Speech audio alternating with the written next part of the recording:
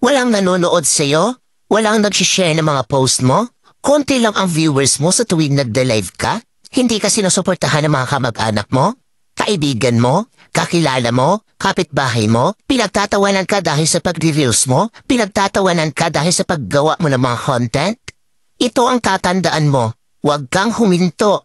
Huwag kang susuko. Huwag kang papaapekto sa sasabihin ng ibang tao tungkol sa'yo. Ipakita mo sa kanila na may mararating ka. Dahil isang araw, kapag marami ka ng followers, kapag marami na ang sumusuporta sa'yo, kapag marami na ang nanonood sa'yo, kapag marami ka ng viewers, kapag marami na ang nagmamahal sa'yo at sumusuporta sa'yo, kapag marami ka ng payout, kapag sinasahod mo na ang sinasahod ng mga sikat na content creator, kapag mayaman ka na, kapag marami ka ng pera, ay manunood na yan sila sa'yo. Sila na ang kusang lalapit